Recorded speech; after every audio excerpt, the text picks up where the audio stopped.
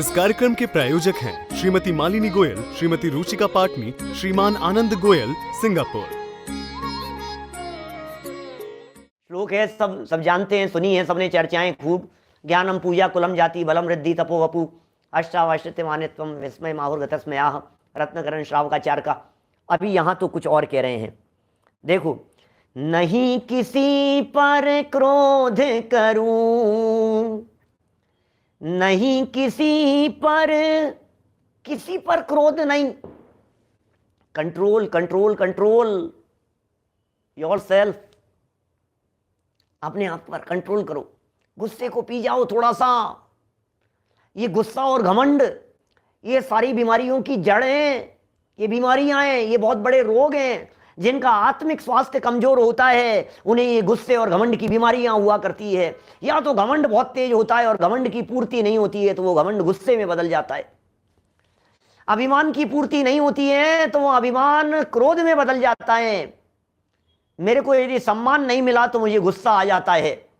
सम्मान मिलना चाहिए, मेरा सम्मान होना चाहिए, मेरा सम्मान होना चाहिए। अरे कौन किसका सम्मान करे बापू, किसके सम्मान की बात कर रहा है? अरे मैंने मंदिर बनवाया है, मैंने जीर्णोद्धार करवाया है। बनाया किसने था उसका तो नाम नहीं है, जीर्णोद्धार मेरा नाम होना चाहिए। दुनिया जाने की हमने भी काम किया। क्या भैया, क्या काम किया? क्या नाम नाम नाम नाम नाम, इस नाम में कुछ दम नहीं है। गुस्से की बात कह रहे हैं। किसी पर क्रोध नहीं करूं, बच्चों पर क्रोध नहीं करूं, पत्नी पर क्रोध नहीं करूं, हस्बैंड पर क्रोध नहीं करूं, नम्रता का भाव लाऊं, गुस्सा नहीं करूं, गर्म नहीं हूं। एक बात अनुकूल सुन लेता है तो मान हो जाता है, एक बात प्रतिकूल सुन लेता है तो क्रोध आ जाता है। नहीं करूं, अरे पंडित जी आ जाता है मैं क्या करूं, आ जाता है मैं क्या करूं। कहना बहुत आसान है पंडित जी, जब सामने वाले बम्बारमेंट करते हैं अपनी जवान से तो फिर गुस्सा आए बिना रहता नहीं है। मेरी क्या गलती है, बात ही उन्होंने ऐसी कह दी, चुभने वाली बात, गुस्सा कैसे नहीं आता। अच्छा कोई बात नहीं, आ गया गुस्सा। अब हमारा प्रश्न ये है कि तुम्हारे गुस्से से नुकसान किसका हुआ, ये बताओ। गुस्से से नुकसान किसका हुआ? ये क्रोध से किसी और का नुकसान नहीं होगा, मेरा ही नुकसान होने वाला है। इसलिए किसी पर क्रोध का परिणाम, और किसी पर नहीं करूं ऐसा कहने पर मुझे किसी किसी किसी किसी तो दिखते हैं। अपने आप पर भी तो साम्य भाव हो, अपने आप पर भी तो समता भाव हो। क्या अपने स्वरूप को भी तो देखें भैया। बात ये कह रहे हैं यहाँ, किसी पर क्रोध नहीं। सबसे बड़ा क्रोध तो वह है अपने आप को नहीं देखना। आत्मा के प्रति भी क्रोध है या नहीं है? अपने आप के प्रति भी क्रोध है या नहीं है? अनादिकाल से आज तक पर के ऊपर क्रोध को जीतने का तो कई बार प्रयत्न किए, लेकिन आत्मा के ऊपर जो क्रोध, कि साहब ये क्या होता है, ये क्या होता है, क्या ये क्या होता है? आत्मा पर क्रोध क्या होता है? अरे आत्मा नहीं सुहाना, ये आत्मा के प्रति क्रोध है। आत्मा की चर्चा पढ़ने सुनने का भाव नहीं आना, ये आत्मा के प्रति क्रोध है। जिनेंद्र देव की प्रतिमा नहीं सुहाना, ये जिनेंद्र देव के प्रति क्रोध है। गुरुओं की बात नहीं सुहाना, ये गुरुओं के प्रति क्रोध है। जिनवाणी पसंद नहीं आती है, ये जिनवाणी के प्रति क्रोध है। नहीं किसी पर क्रोध करूं, जिनवाणी पर क्रोध करता है, गुरुओं पर क्रोध करता है, इसका बस चले तो भगवान के ऊपर क्रोध करता है।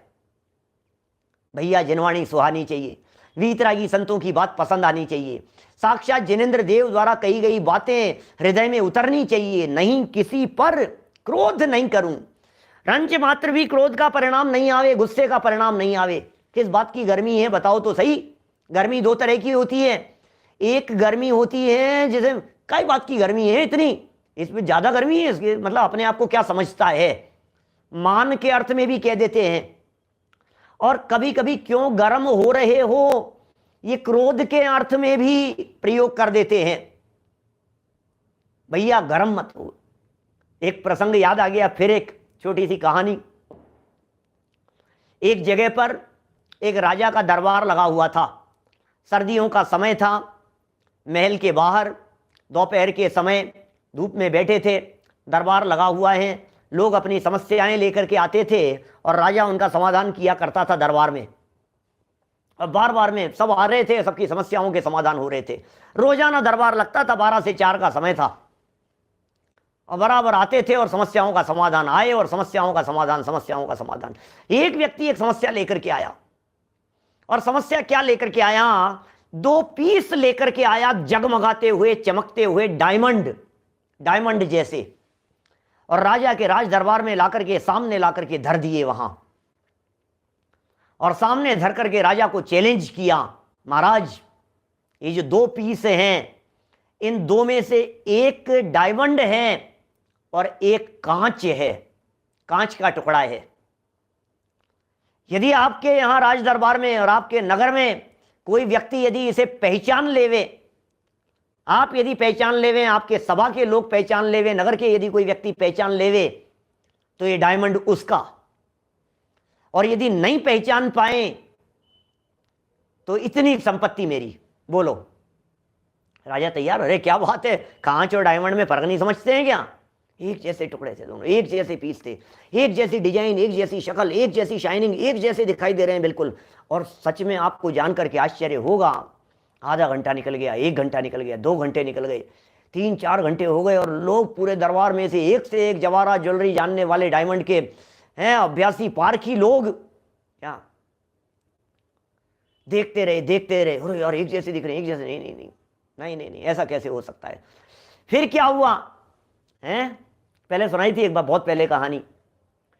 फिर क्या हुआ बोलो? एक वृद्ध व्यक्ति आ गया, एक अंधा व्यक्ति आ गया, और एक अंधे व्यक्ति ने, जब राजा हिम्मत हार गया, सारे लोगों को देख देख करके जब जवाब ये आया कि नहीं पता नहीं लग रहा है, राजा को बड़ा आश्चर्य हुआ। एक अंधा व्यक्ति था वहां सभा में बैठा हुआ, और उसने हाथ खड़ा किया, महाराज आप कहो तो, आपकी आज्ञा हो तो मैं देखूं जरा।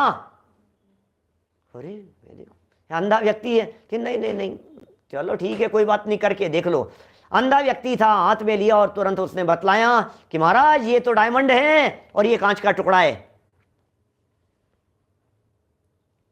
जो पारखी व्यक्ति था, जो लेकर के आया था, उसने कहा जवाब तो सही है, हेतु क्या है ये बतला दो। समझ में आ गया आपके सबके? समझदार के समझ में आ गया होगा। हेतु क्या है ये बतला दो आप। तो बात तो सही है, परख तो सच्ची हुई है, बिना देखे आखिर बता कैसे दिया, बतलाओ। महाराज 4 घंटे से धूप में बैठे हुए हैं, और जो धूप में रखा हुआ गर्म हो गया वो कांच के टुकड़े हैं, और जो गर्म नहीं हुआ वो डायमंड है। अब देख लेना जरा अपने आप को उस जगह पर रख करके देखिए, टटोल करके देखिए, परख करके देखिए। थोड़ी सी बात सुनने पर यदि गर्म हो जाते हैं, नापना अपने आप को, अपने आप के ये थर्मामीटर दे दिया है। कोई व्यक्ति गाली देगा, कोई अपमान करेगा, कोई अपशब्द कहेगा, कोई गुस्से में कहेगा, कोई पलट करके कहेगा, कोई व्यक्ति बात नहीं मानेगा, कोई व्यक्ति योग्य सम्मान नहीं देगा, कोई व्यक्ति ऊटपटांग कहेगा आपसे। सुनना भैया, यदि आप ये सारी बातें देख करके गर्म हो जाते हैं तो कांच के टुकड़े हैं, और जो इन सारे गर्म माहौल में भी ठंडा बना रहता है वो डायमंड है, वो डायमंड है। निर्णय आपके हाथ में है, फैसला आपके हाथ में। आप कौन हो? बोलो। हम डायमंड हैं कि कांच के टुकड़े हैं? हम कैसे हैं? हमें अपने आप को देखना है, हमें अपने आप को पहचानना है। नहीं किसी पर क्रोध करूं, हो गई लाइन।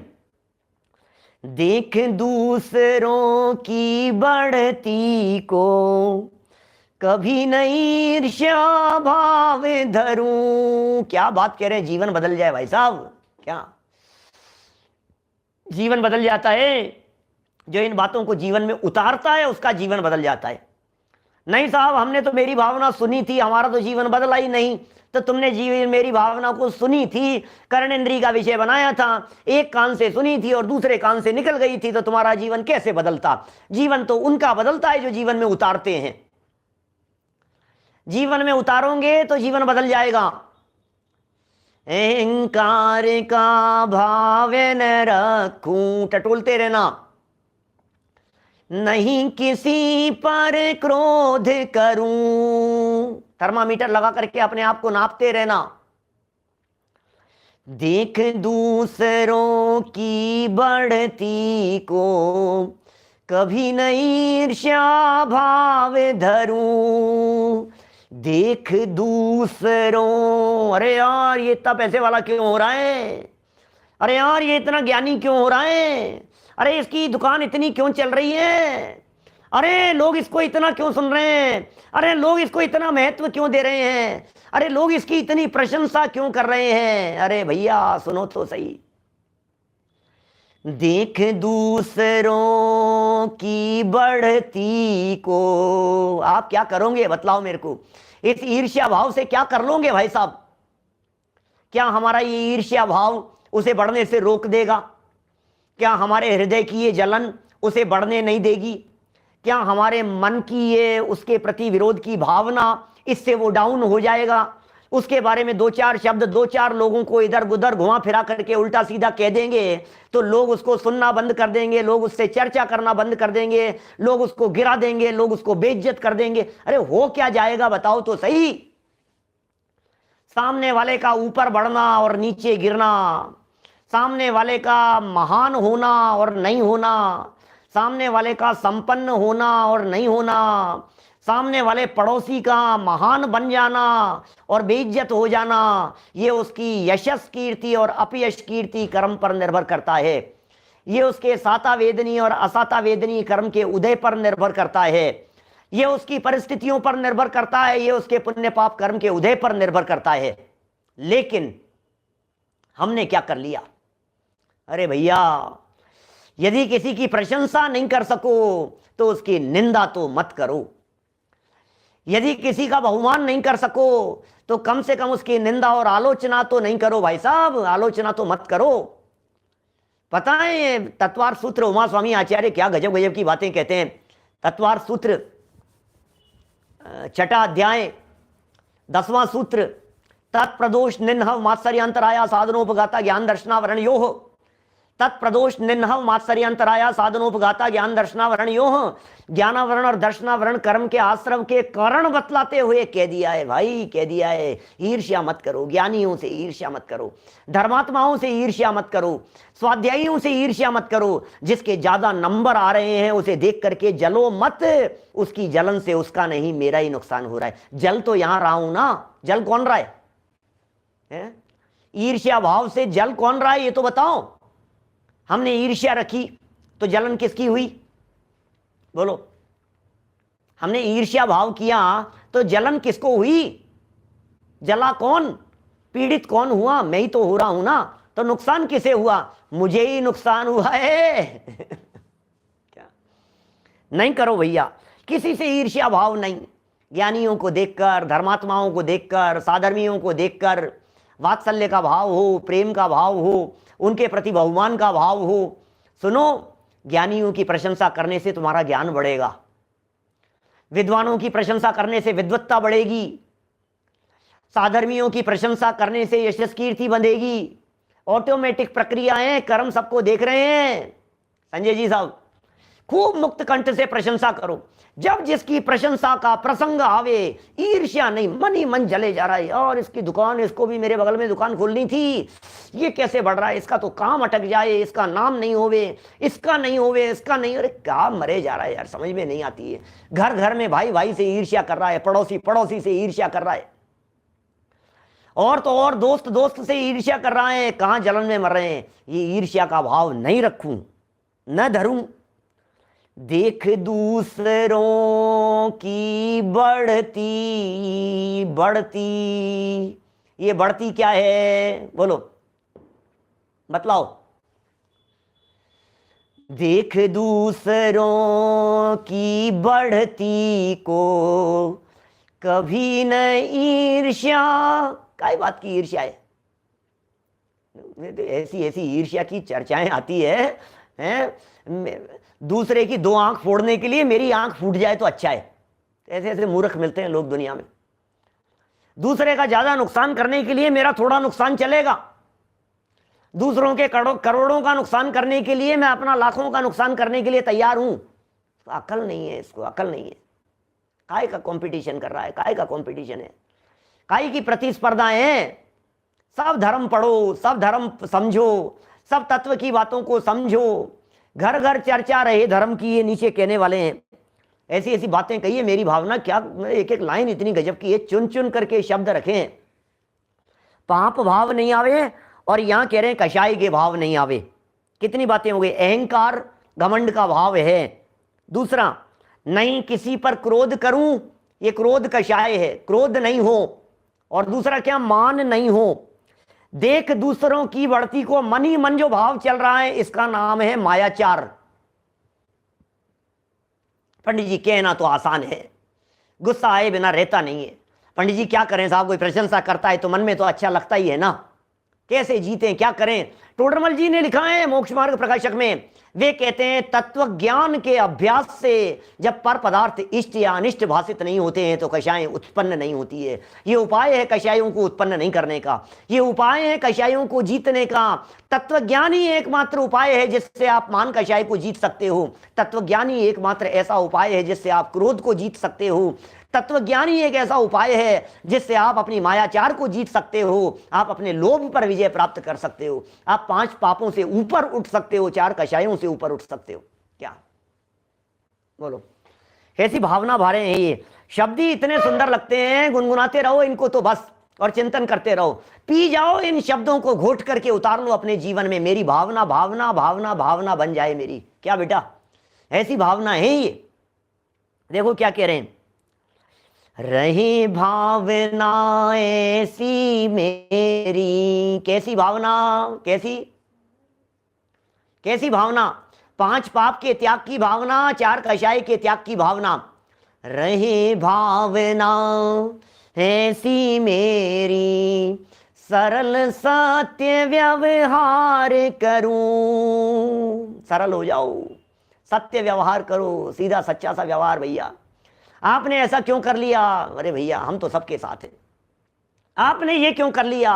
भैया जहां प्रभावना का काम होगा, जहां जिन धर्म की प्रभावना का काम होगा, हमारा तो मुक्त हस्त से दान होगा और मुक्त कंठ से प्रतिपादन होगा और मुक्त हृदय से अनुमोदना होगी। क्या बस जहां वीतरागी तत्व ज्ञान की प्रभावना और प्रचार प्रसार का काम होगा।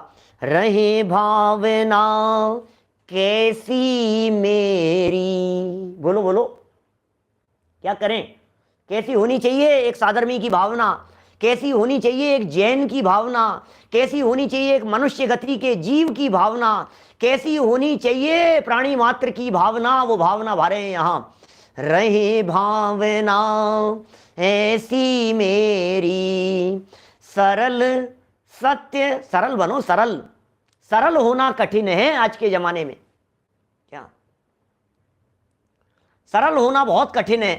सरल हो जाओ, सत्य व्यवहार करो, सदाचार का पालन करो, हैं सीधी सच्ची बात करो, प्यार से कहो, विनम्रता रखो, हृदय में बहुत करुणा का भाव हो, सदाचार का भाव हो, विनम्रता का भाव हो, सज्जनता हो, सरलता हो। रहे भावना, भावना तो भा रहा हूं भाई साहब। अरे भाई, अरे यार तुम बातें तो ऐसी भावना की कर रहे थे और इतनी कठोरता तुम्हारे में दिखाई दे रही है कि भैया भावना तो भा रहा हूं, कम से कम भावना तो भा रहा हूं। आज ही भगवान बन जाऊंगा ऐसा तो नहीं है, day by day, step by step, बस एक कदम और अपनी मंजिल की ओर, बस एक कदम और, बस एक स्टेप और। आज ही इतना सरल हो जाऊं कि कोई व्यक्ति कुछ भी कह दे और अत्यंत शांत हो गए, ऐसा तो नहीं हो सकता है। लेकिन निरंतर भावना तो भाव, रोजाना बोलते समय रोज पाठ करो इसका।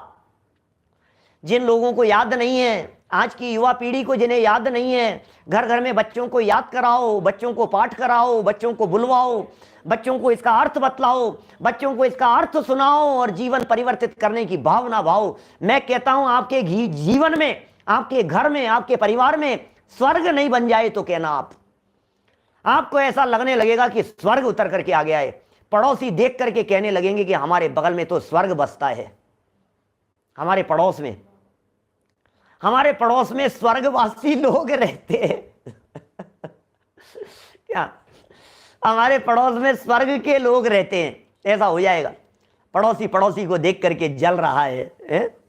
रहे भावना ऐसी मेरी, सरल सत्य व्यवहार करूं और बने जहां तक इस जीवन में औरों का उपकार करूं। ये गांधीगिरी है सच्ची, मुन्ना भाई वाली। क्या सच में बने जहां तक भावना भाव, परोपकार की भावना हो, उपकार की भावना हो, निस्वार्थ भाव से उपकार की भावना हो, जीव मात्र के प्रति उपकार की भावना है, उपकारी के प्रति उपकार का भाव होता है। अरे भैया कोई बात नहीं, चींटियों के प्रति भी उपकार है, मच्छरों के प्रति भी उपकार है, कीड़े मकोड़ों के प्रति भी उपकार है। सड़क पर यदि कुत्ते को घायल देखा है तो उसके प्रति भी उपकार है, और यदि सूअर को कीचड़ में फंसा हुआ देखा है, अब्राहम लिंकन जैसा, बोलो अरे ऐसा लगना चाहिए करुणा का भाव है? बने जहां तक इस जीवन में, पूरा जीवन समर्पित है दूसरों के लिए, औरों के लिए, देश के लिए, समाज के लिए, जिन धर्म के लिए, जिन धर्म की सुरक्षा के लिए, धर्मात्माओं के लिए, जिन धर्म के प्रचार प्रसार के लिए। ये वीतरागी तत्व ज्ञान की बातें जन जन के हृदय में पहुंच जाए, हर एक व्यक्ति के हृदय में पहुंच जाए, अंदर में समा जाए, अंदर में उतर जाए, उसके लिए ये सारी चीजें। बने जहां तक बन पड़े की बात है भाई साहब, फिर तो होना होगा सो होगा, औरों की तो क्या बात करें अपन। जहां तक बन पड़े वहां तो हम ऐसा भी नहीं कहना चाहते कि आप दूसरों के लिए अपने घर बार बेच दो। हम ऐसा भी नहीं कहना चाह रहे हैं कि अपनी बिगाड़ करके दूसरों की सुधारने में लग जाओ, हम ऐसा भी नहीं कह रहे हैं। लेकिन बने जहां तक कंडीशन लगा दी है ना, घर गृहस्थी में रहते हैं, परिवार में रहते हैं, समाज के बीच में रहते हैं, बने जहां तक पूरे जीवन में, बने जहां तक इस जीवन में औरों का उपकार करूं, परोपकार की भावना, बुजुर्गों के प्रति सहयोग की भावना, मैंने बताई थी क्या आप लोगों के बीच में तो की थी शायद चर्चा। ट्रेन में भी यदि कोई व्यक्ति आपको दिख जाए, बस में यदि कोई बुजुर्ग व्यक्ति दिख जाए, कोई महिला दिख जाए, किसी के गोद में बच्चा दिख जाए, आप अपनी सीट खाली कर सकते हैं। ये ऐसी ऐसी भावना तो ये तो सदाचार है, सामान्य नैतिकता है, परोपकार की भावना है। किसी गरीब व्यक्ति को देख करके, किसी दीनहीन व्यक्ति को देख करके, किसी असहाय व्यक्ति को देख करके करुणा और उपकार का भाव नहीं आता है। बोलो बने जहां, पूरा जीवन समर्पित है हमारा। हमारे दरवाजे पर यदि कोई व्यक्ति कुछ याचना की भावना से आएगा तो खाली हाथ नहीं जाएगा। क्या उपकार की भावनाएं हैं। जिन मंदिर और जिन धर्म की प्रभावना का यदि कोई कार्य होगा तो हम उस काम में पीछे नहीं हटेंगे, उपकार करेंगे। और सच्चा उपकार जानते हो आप क्या होता है? ये औरों का उपकार करूं, सच्चा उपकार बता दूं मैं आपको। सच्चा उपकार होता है मेरी भावना याद करा दूं। सच्चा उपकार होता है जिनवाणी सुनने के लिए प्रेरित करूं। सच्चा उपकार होता है प्रवचन सुनने के लिए उन्हें प्रेरित करूं। सच्चा उपकार होता है उन्हें प्रेरणा दूं, भैया सुनो, ये उपकार है उनका। जीवन भर उपकार नहीं भूलेंगे आपका। आपने क्या उपकार किया? भूखे को 2 रोटी खिला दी, शाम तक दोबारा भूख लग जाएगी, क्या उपकार किया? अस्पताल में जाकर के आपने गरीबों को फल बांट दिए, कोई बात नहीं, दूसरे दिन फिर भूख लग जाएगी। आपने गरीबों का इलाज करवा दिया, तबीयत ठीक हो जाने के बाद में कौन किसको क्या याद रखता है, खत्म हो जाएगी बात, खाए खोया बह गया। लेकिन यदि आपने उन्हें जीवन जीने की कला सिखा दी, आपने यदि उन्हें तत्व ज्ञान दे दिया, आपने यदि उन्हें भेद विज्ञान की बात सिखा दी, आपने यदि निज को निज पर को पर जान, आपने यदि ये मेरी भावना की बात उनको सिखा दी और उनके जीवन में उतर गई, उनका जीवन बदल जाएगा। वो कहेंगे यार क्या निधि दी है हमारे पिताजी ने हमारे को, क्या निधि दे गए हैं मेरे दादाजी मेरे को, क्या निधियां मिल गई है मेरे माता पिता के माध्यम से मेरे को, क्योंकि मुझे वो कला मिल गई है, मुझे वो टेक्निक मिल गई है जिस टेक्निक के माध्यम से मैं कहीं पर भी रहूं मैं सुखी हो सकता हूं। ये है उपकार, ये है पड़ोसियों का उपकार। बोलो सुनो, ध्यान रखना, अपने बच्चे को सुधारना चाहते हो तो जेठानी देवरानी के बच्चों को सुधारना, अपने बच्चों को सुधारना चाहते हो तो पड़ोसी के बच्चों को सुधारना, क्योंकि आपसे नहीं सीखेगा, पड़ोसी से सीखेगा। उपकार की भावना, परोपकार की भावना, दूसरे के लिए उपकार करेगा, समझ लीजिए उसका उपकार अपने आप हो जाएगा। जो दूसरों को तत्व ज्ञान देगा वो तत्व ज्ञान उसके जीवन में अपने आप उतर जाएगा। बने जहां तक इस जीवन में औरों का उपकार करूं,